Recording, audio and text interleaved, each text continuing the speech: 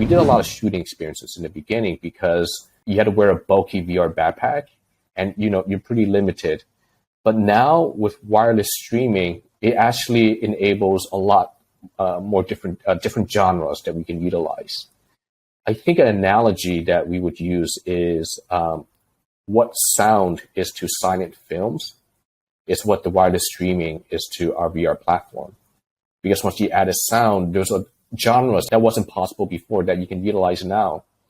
So with wireless streaming, there's a lot more mobility, there's a lot more movement, and you can create experiences where every part of your body movement matters.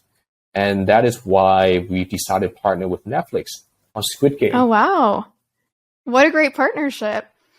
Thank you. It's a great, it shows a lot of trust in us, Netflix, to be able to give us, one of the best IPs.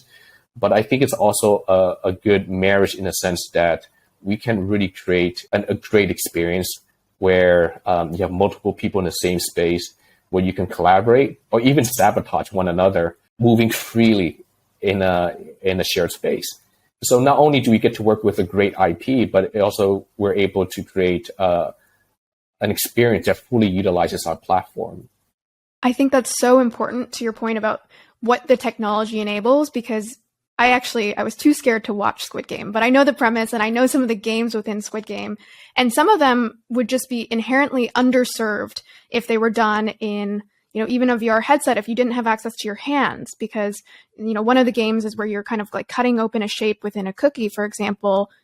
You can do that with your mouse or your keyboard, but it's not the same. And that's something that I really was impressed by when I went to Sandbox, which is, as you said, it's like a full body experience. There's haptics on your vest. If my partner got killed, I go, restore him with my hand. And so there was just so many aspects where it was like, you are fully in this experience. And I also think another element of VR, which is probably my favorite from the few in-person VR experiences I've done, is the ability for you to truly immerse yourself. And what I mean by that is to start experiencing emotions like fear or joy that I don't think I've experienced to the same degree in other games.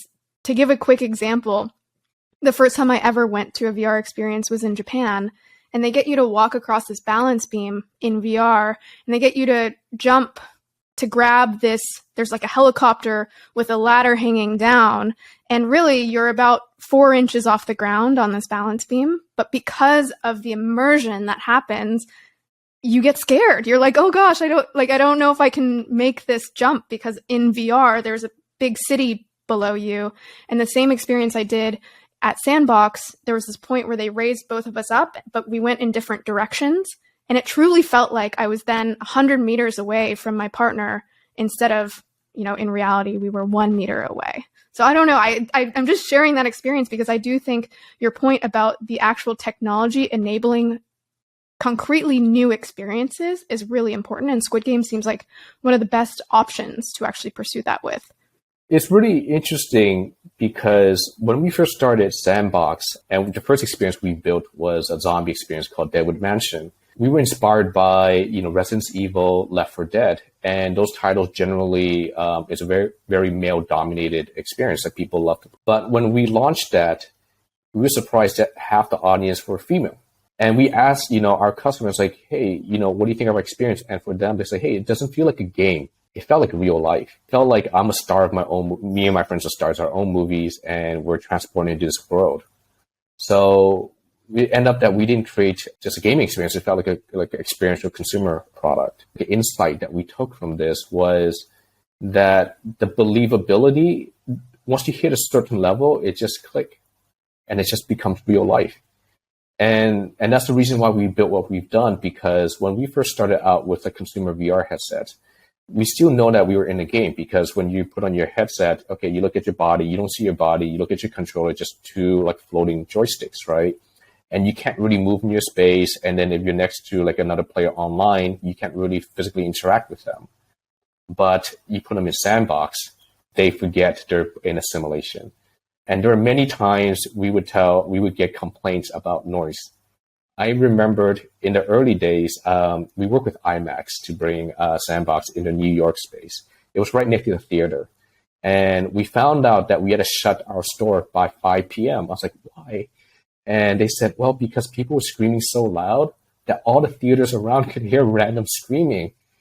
And like they tried everything. They put mattresses, they tried to muffle it all the time. It did not work. You're fine, you're fine. Door left, door right. Who's on me? Who's on me? And you don't get that unless you create something that's very real and believable.